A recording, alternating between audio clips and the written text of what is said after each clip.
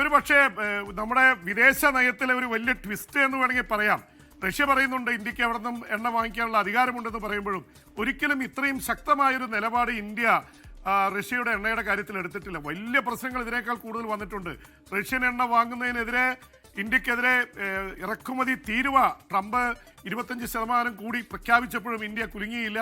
Russian എണ്ണ വാങ്ങുക തന്നെ ചെയ്യുമെന്ന് പറഞ്ഞു. യൂറോപ്യൻ രാജ്യങ്ങളുമായി ചണ്ട കൂടി.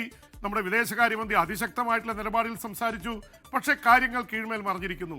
ഈ ട്രംപ് പറഞ്ഞത് ശരിയാണ് എന്ന തരത്തിലാണ് കാര്യങ്ങൾ വരുന്നത്. ഈ റഷ്യയിൽ നിന്ന് എണ്ണ വാങ്ങുന്ന പ്രധാനപ്പെട്ട ഇന്ത്യൻ കമ്പനികളെല്ലാം എണ്ണ വാങ്ങുന്നത് പടിപടിയായിട്ട് നിർത്തുകയാണ്.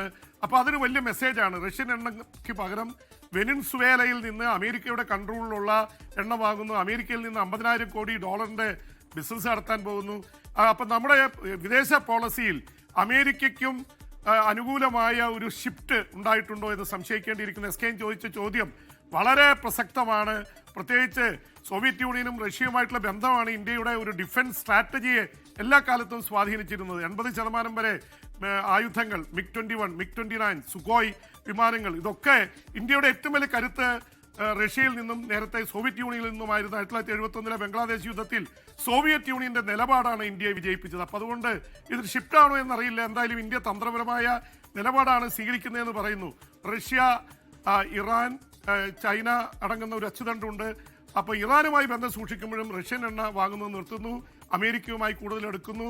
അതിനിടയിൽ എസ്കെയിൻ വളരെ വിവാദമായി ലോക നേതാക്കളുടെ പേരുകളൊക്കെ അടക്കം എഫ്സ്റ്റീൻ ഫയലുകൾ കൂടുതലായിട്ട് ആൾക്കാരുടെ പേരുകൾ പുറത്തുവിടുന്നു. ട്രംപിന്റെ പേരാണ് ആദ്യം വന്നത്.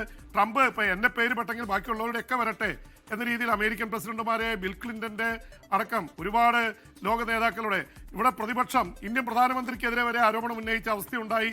എന്തായാലും പേരുകൾ കൂടുതലായിട്ട് രംഗത്ത് വരുന്നു. ബ്രിട്ടീഷ് പ്രധാനമന്ത്രിയുടെ ഏറ്റവും അടുത്ത ആൾക്കാർ രാജിവെക്കേണ്ട അവസ്ഥയിലേക്ക് വന്നു. എഫ്സ്റ്റീൻ ഫയലുമായിട്ട് ബന്ധപ്പെട്ട അല്ലെങ്കിൽ അതിൽ ബന്ധപ്പെട്ട ആളെ അമേരിക്കയിലെ അംബാസഡറായിട്ട് ബ്രിട്ടൻ നിയോഗിച്ചതടക്കമുള്ള കാര്യങ്ങൾ വിവാദമാവുകയാണ്.